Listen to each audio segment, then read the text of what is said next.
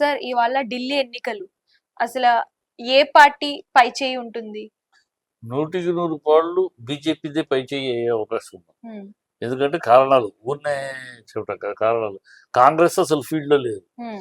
BJP versus ఆపే ఆమ్ ఆద్మీ పార్టీలో ఉన్న విషయం అంటే 10 ఏళ్ళు అయిపోయింది వాళ్ళు. హ్మ్. సో 10 ఏళ్ళు పరిపాలించి ప్రజల మన్ననలు పొందారంటే పొందల. హ్మ్.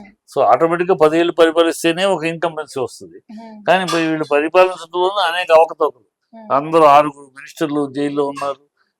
లిక్కర్ స్కాము, ఆ స్కామ్ ఈ స్కామ్ అని స్కూల్ స్కామ్ 36 ఉన్నాయి.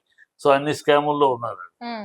ఈ స్కాముల్లో ఉన్న వాళ్ళు జైల్లో ఉన్నారు. హ్మ్. ఇప్పుడు కోర్టు తీర్పు కూడా ఇది కేజ్రీవాల్ సీఎం చైర్లో కూర్చోటానికి లేదు. హ్మ్. ఒకవేళ రేపు పొరపాటున గెలిచినా కూడా హ్మ్. కూర్చోడం లేదు, ఆఫీస్కి వెళ్ళడం లేదు, కోర్టు ఆర్డర్ ఉంటుంది. హ్మ్. సో ఈ ప్రజలు ఇవన్నీ చూస్తున్నారు.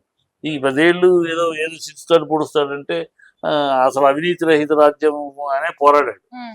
తనే అవినీతిలో కూరుకుపోయాడు. హ్మ్. ఆ బిల్డింగ్ శేష్ మహల్ హ్మ్. శేష్ మహల్కి అన్ని కోట్లు ఖర్చు పెట్టి పెట్టాడు.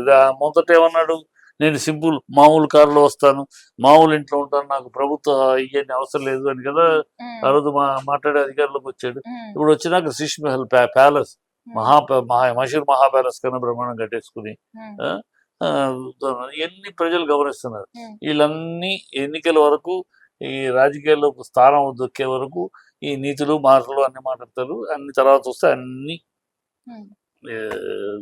డొల్ల మాటలే. హ్మ్. అవినీతి అవినీతి దోచుకుంటాలే అన్ని జరిగిపోతాయి. హ్మ్. సో ఆ ఇన్కంబెన్సీ ఆ రిజెక్షన్ బాగా ఉంది హ్మ్. ప్రజలు బాగా రిజెక్షన్ ఉంది. మేనేజ్మెంట్ పోల్ మేనేజ్మెంట్ బీజేపీ చాలా స్ట్రాంగ్ గా చేస్తారు. హ్మ్. ఒక్కొక్క ఏరియాకి ఒక్కొక్క ఇద్దరు మినిస్టర్లు పెట్టేసి హ్మ్. ఆ ఇద్దరు మినిస్టర్లు 1-to-1 హ్మ్. ఓటర్స్ అందరినీ ఒక్కొక్కళ్ళు ఓకే.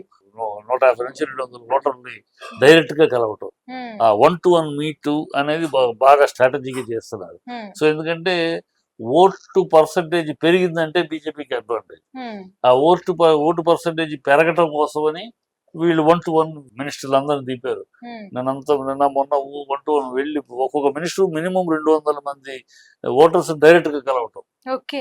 అట్లా పెట్టారు. హ్మ్. సో అలా మొత్తం ఓటర్స్ డైరెక్ట్ కలిసి వాళ్ళందరినీ ఓటేయండి ఓటేయండి ఓట్లండి హ్మ్. 50% అంటే ప్రజల దగ్గరికి పాలన పాలన ఓకే. 50% దాటలేదు ఇంతవరకు ఢిల్లీ.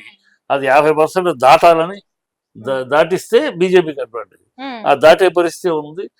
రిజెక్షన్ ఉంది. హ్మ్. ఈ ఆప్ మీద వ్యతిరేకత ఉంది. హ్మ్. ఆ వ్యతిరేకతని ఎన్కాష్ చేసుకోవాలంటే బాగా ఓటింగ్ జరగాలి. అది హ్మ్. ప్రయత్నిస్తారు.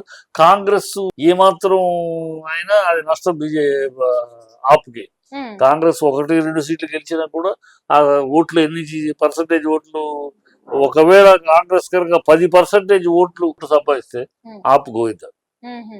అది కాంగ్రెస్ విడిపోయి పాలసీ హ్మ్. పోటీ చేస్తున్నారు కనుక అది డిసడ్వాంటేజ్ ఆప్కి. So okay. అన్ని రకాల సూచనలు సూచికలు బీజేపీకి చూపిస్తారు. హ్మ్. చూద్దాం, ఇది అయిపోతుంది కదా, ఈ హ్మ్. 8వ తారీఖు బయటపడిపోతుంది కదా. సార్ మీ విలువైన సమయాన్ని వెచ్చించి మా కోసం మంచి ఇన్ఫర్మేషన్ ఇచ్చినందుకు థ్యాంక్ యూ సార్. ఓకే.